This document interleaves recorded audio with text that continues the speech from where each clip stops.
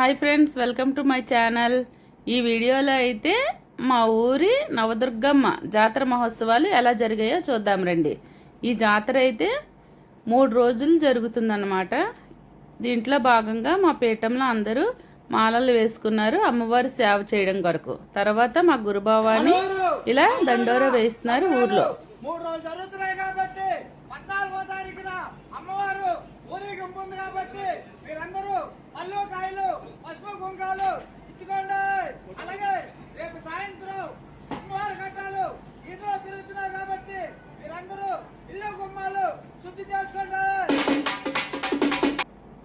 తర్వాత ఊర్లో అమ్మవార్లకి పసుపు కుంకాలు చీర సారే ఇస్తున్నారన్నమాట. మా ఊర్లో 5గురు గ్రామదేవతలు ఉన్నారు. ప్రతి గ్రామదేవత దగ్గరికి వెళ్ళి పసుపు కుంకాలు ఇస్తారు ఏ పండగకైనా. ఫస్ట్ రోజు పూజ అయిపోయిన తర్వాత ఇది 2వ రోజు. అమ్మవారు అయితే అందరూ ఘటాలు పట్టుకొని అమ్మవారితో సహా ఊరంతా దీపజ్యోతులతో తిరుగుతారన్నమాట.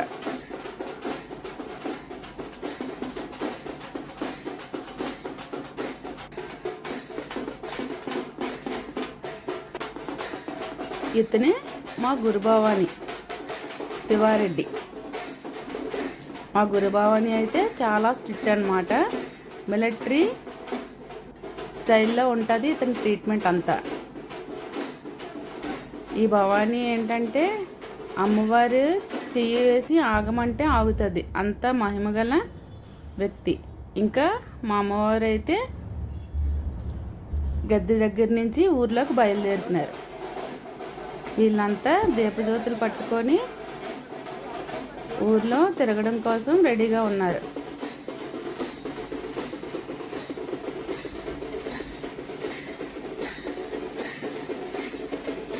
ఇప్పుడు నేనైతే అమ్మవారు వస్తున్నప్పుడు చీర వేసి రెడీగా ఉన్నానన్నమాట. అమ్మవారు చీర మీద నుంచి నడిస్తే ఆ చీర తీసుకెళ్ళి మన ఇంట్లో తడిగుడ్డ పెట్టుకుంటే అంతా మంచిగా జరుగుతుందని ఒక నమ్మకం.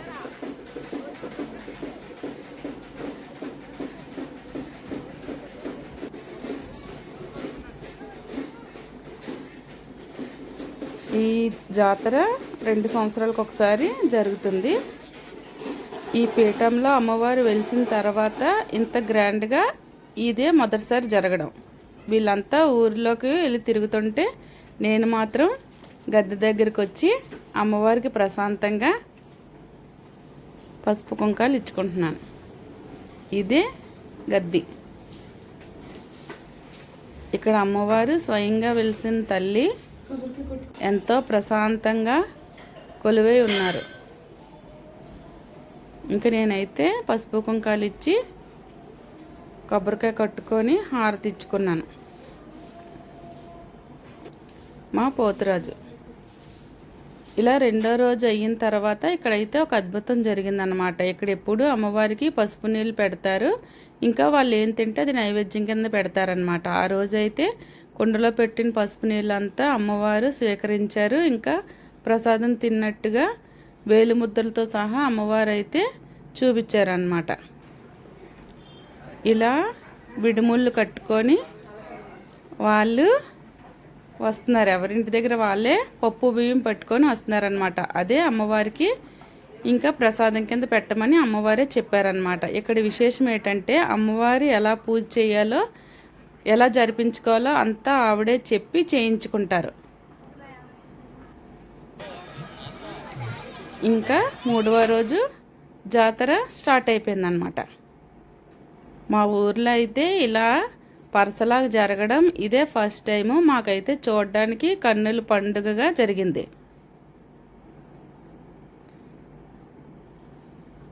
అయితే మా అమ్మవారి విశేషాలు విందాం. ఇక్కడ అమ్మవారు ఏంటంటే స్టార్టింగ్లో మా గురుభవాని ఒక పీఠంలాగా ఏర్పాటు చేశారు. అక్కడే అందరూ మాలలు వేసుకొని భజనలు చేసుకొని ఉండేవాళ్ళం. ఈ భజనలకి పూజలకి అమ్మవారు ఎంతో మెచ్చి ఇక్కడ గద్దె దగ్గరికి అయితే వచ్చి కొలువు తీరారు. అప్పటి నుంచి అమ్మవారు ఎవరికి ఏదైనా కష్టం జరిగితే మీరు ఇలా చేయండి అని చెప్పి వాళ్ళ కష్టాలు తీరుస్తూ వచ్చారు. తర్వాత గురుభవాని అందరి సహాయంతో ఇక్కడైతే గుడిలాగా అతని ప్లేస్లోనే కట్టి నిలబెట్టారనమాట. అప్పటి నుంచి ఇంకా ఎక్కువ పూజలు చేయడం జరిగింది. అప్పుడు అమ్మవారు ఇంకా ఎక్కువగా అందరికీ కష్టాలు తీర్చడానికి పౌర్ణమి పూజలు కూడా మొదలుపెట్టారనమాట. మనకి ఏదైనా కష్టం వచ్చిందంటే అమ్మవారు వేరే ఒక ఆమె మీదకి వచ్చి చెప్తారనమాట, మీరు ఇలాగ పూజ చేయండి, ఆ పూజ చేస్తే మీకు ఇన్ని రోజుల్లో జరుగుతుందని. పౌర్ణమికి పూజ చేసి ఒక్కొక్కరికి 5 పౌర్ణిములు 9 పౌర్ణిములు అలా చేయమంటారనమాట. అలా చేస్తే కంపల్సరిగా వాళ్ళ కోరికైతే తీరుతుంది. ఇక్కడ అమ్మవారు ఎంతోమందికి సంతానాన్ని, ఇల్లు లేని వారికి ఇల్లుని, ఉద్యోగం లేని వాళ్ళకి ఉద్యోగాన్ని, వాళ్ళు ఏది కోరుకుంటే అదైతే తీరుతుందన్నమాట. ఎంతో స్వచ్ఛమైన తల్లి, కోరిన వారికి కోరికలు తీర్చే కొంగు బంగారమే కొలువై ఉన్నారు. ఇంకా మా ఊరిలో అమ్మవార్లు ఇంకా పూజ స్టార్ట్ చేశారంటే గ్రామదేవతలందరూ ఇలా శివశక్తుల్లాగా వచ్చి వాళ్ళు తోడుగా నడుస్తారనమాట. చూడండి అమ్మవారు అయితే ఎలా వచ్చేసిందో. ఇంకా ఈ గదిలో అయితే దశమి ఉత్సవాలు, చండీ యోగానికి జరిగే దీక్షమాలల్లో స్పెషల్ పూజలు చాలా బాగా జరుగుతాయి అన్నమాట.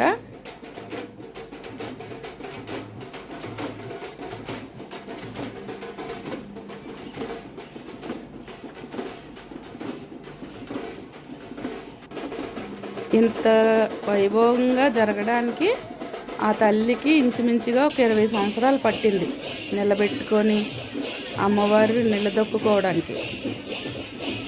నేనైతే సరదాగా ఇలా తిరుగుతున్నాను శూలం పట్టుకొని. ఇంకా కోలాటాలు, గరిడీలు, బుర్రకథ ఎంతో గ్రాండ్గా జరిగింది ఈ సంవత్సరం అయితే అమ్మవారి ఉత్సవం.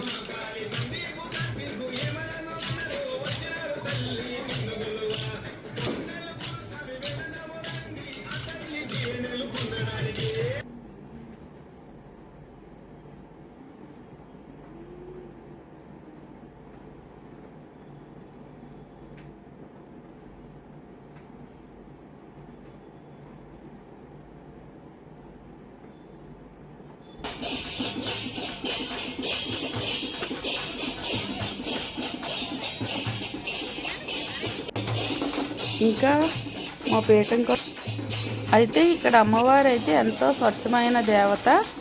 మీరు కూడా అందరూ వచ్చి అమ్మవారిని ఒకసారి దర్శించుకుంటే ఏమైనా కష్టాలున్నా అమ్మవారిని అడిగితే అమ్మవారు మీకు ఆ సమస్య కంపల్సరీగా పరిష్కారం అయితే చెప్తారు. అందుకని అందరూ కంపల్సరీ వచ్చి అమ్మవారిని అయితే దర్శించి తీరవలసిన అమ్మవారే.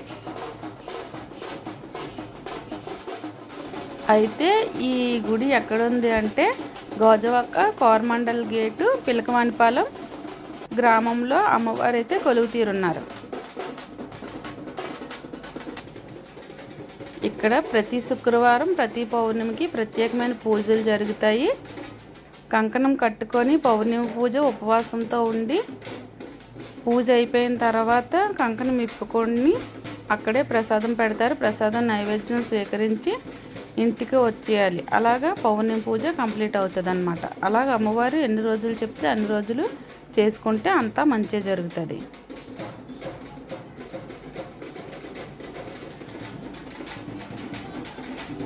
ఇంకా మా ఊర్లో ఘట్టాలైతే ఊరంతా తిరుగుతున్నాయి అన్నమాట. ఇంకా నా ఫ్రెండ్స్తో నేను సరదాగా కొన్ని ఫొటోస్ దిగాను.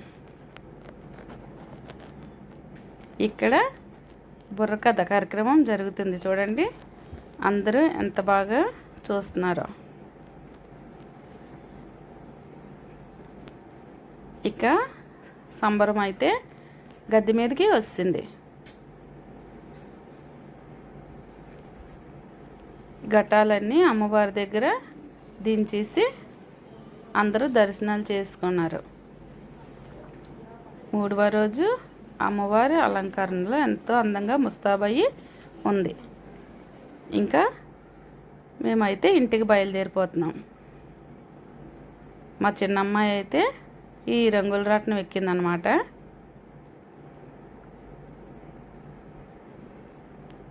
ఓకే ఫ్రెండ్స్, వీడియో కనుక నచ్చితే లైక్ చేయండి, షేర్ చేయండి, సబ్స్క్రైబ్ చేయండి.